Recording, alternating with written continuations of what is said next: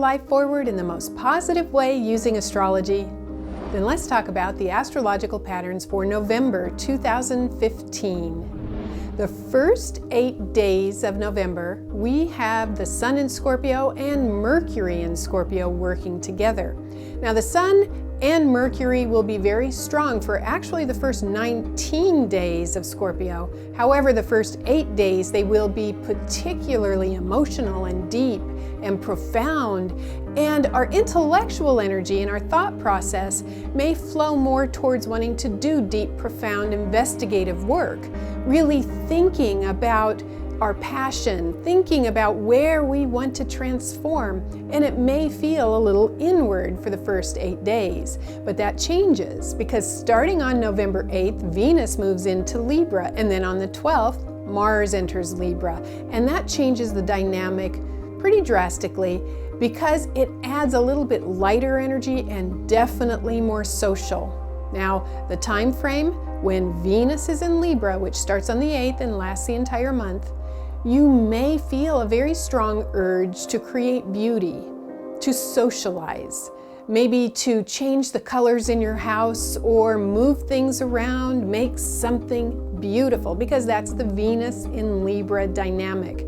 But certainly that's a great time to socialize and maybe communicate some of the deep things that you may have uncovered in the first 8 days of November. And Mars in Libra helps that because our energy naturally wants to connect with somebody else during that time.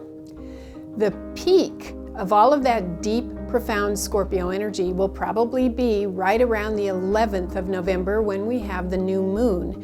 And at that time, you might have some special insights. So make sure you carve out some time to journal, to do some inner reflection, and to think in a profound way. It's a great time to meditate. When we get to the third week of November, the energy starts to shift. On the 20th, we're going to have Venus in aspect to Pluto, and then on the 23rd, Venus will be in aspect with Uranus. And on the 23rd, we also have a full moon in Gemini. And Saturn is going to be in a strong relationship with Neptune. Now that's a lot of astrology jargon, but the bottom line, right around the time of Thanksgiving and that week leading up to it, we need to make sure we don't get all wound up with our nerves, because there's going to be a highly energetic pattern from the 20th to the end of the month, and especially right around the holidays. So take your time to breathe, take your time to exercise, and to chill out, because you don't want to step in it right during the holiday period. I do like the fact, though, that the full moon in Gemini on the 23rd is usually bright and bubbly, but it's pretty jazzed up with all the rest of the energy.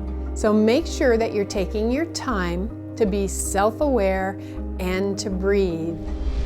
So to summarize the astrological patterns for November, the first 8 days with the Sun and Mercury in Scorpio are likely to be deep and profound and also magical for transformation. But starting on the 8th and especially on the 12th, we have those 2 planets moving into Libra, which lightens things up a bit and allows for a little bit more objectivity.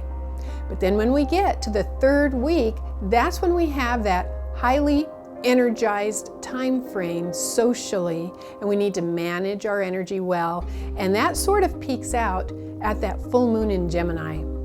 So enjoy your holidays in November. Use that Scorpio energy in the beginning of the month to transform and to get clear and to get solid so that you can manage it well towards the end of the month. Thank you. I'm Kathy Rose.